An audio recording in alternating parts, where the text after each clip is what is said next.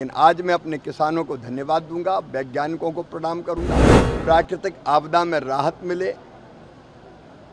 कृषि का विविधीकरण हो और धरती आने वाली पीढ़ियों के लिए भी अन्न उत्पादित करती रहे। किसानों की सेवा हमारे लिए भगवान की पूजा है। अनेकों तरह की कठिनाइयों का सामना कर रहा है।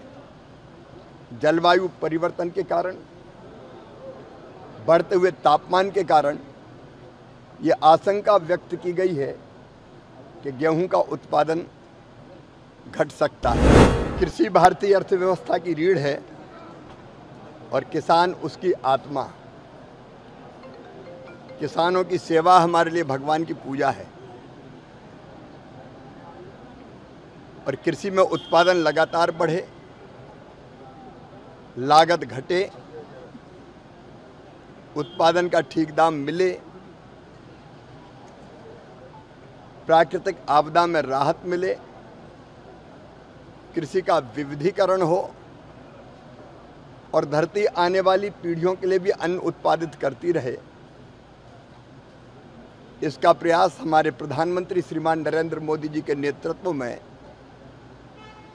कृषि विभाग लगातार करता रहा है। गेहूं हमारी प्रमुख फसल है और जौ का भी अपना महत्व है। गेहूं अनेकों तरह की कठिनाइयों का सामना कर रहा है। जलवायु परिवर्तन के कारण, बढ़ते हुए तापमान के कारण ये आशंका व्यक्त की गई है कि गेहूं का उत्पादन घट सकता है।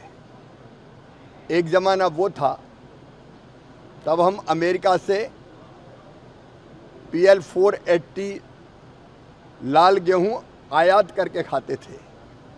लेकिन आज मैं अपने किसानों को धन्यवाद दूंगा, वैज्ञानिकों को प्रणाम करूंगा। विशेषकर हमारे प्रधानमंत्री मोदी जी के नेतृत्व में पिछले 10 साल में लगभग 44% उत्पादन फसलों का बढ़ा है और गेहूं के उत्पादन में भी हमने नए रिकॉर्ड स्थापित किए हैं। लेकिन आने वाले समय जो चुनौतियां हमारे सामने हैं, उन चुनौतियों का मुकाबला करते हुए हम ऐसी किस्मों का विकास करें कि जिससे गेहूं का उत्पादन घटे ना, लगातार बढ़ता जाए। हमने गेहूं की कई नई किस्में हमारे वैज्ञानिकों ने विकसित की है। उनमें बायो फोर्टिफाइड फसलें भी है जो पोषण के लिए बहुत उपयुक्त है। ग्लूटीन की मात्रा कैसे गेहूं में कम हो, इसका भी हम प्रयत्न कर रहे हैं। बढ़ते तापमान और कम पानी में भी कैसे गेहूं के उत्पादन को और हम बढ़ा पाएं, इसकी कोशिश भी हम कर रहे हैं। और आज इसीलिए वैज्ञानिकों का और विशेषज्ञों का एक चिंतन का कार्यक्रम आज ग्वालियर में आयोजित है, जिसमें देश भर के हमारे जाने माने ख्यातिनाम वैज्ञानिक भी है, प्रगतिशील किसान भी है। तो आज हम यहाँ गेहूं पर भी चर्चा करेंगे और गेहूं के साथ साथ हम जौ पर भी चर्चा करेंगे। जौ एक बहुत महत्वपूर्ण फसल है पोषण की दृष्टि से, जिसका अत्यंत महत्व है।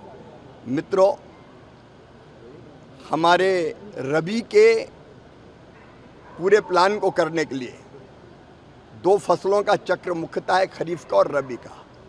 तो रबी में हम कैसे फसलों का बेहतर उत्पादन करें, इसके लिए रबी कॉन्फ्रेंस 14 और 15 सितंबर को हमने दिल्ली में बुलाई है। राज्य सरकारों के कृषि मंत्री और सारे अधिकारी, विशेषज्ञ और केंद्र सरकार के सारे अधिकारी, वैज्ञानिक, विशेषज्ञ सब उन पर विचार करेंगे। और फिर एक बार जो लैब में शोध होता है, रिसर्च और अनुसंधान होता है, उसको हम सीधे लैंड तक लेके जाएं, किसानों तक लेके जाएं। इसके लिए पहले विकसित कृषि संकल्प अभियान हमने खरीफ की फसल के लिए भी चलाया था। अब रबी की फसल के लिए भी 3 अक्टूबर से विकसित कृषि संकल्प अभियान प्रारंभ होगा। उसकी तैयारी भी हम कर रहे हैं। आज मेरा सौभाग्य है कि इस गालब ऋषि की पवित्र धरा पर आज गेहूं और जौ पर विचार मंथन हो रहा है। धन्यवाद।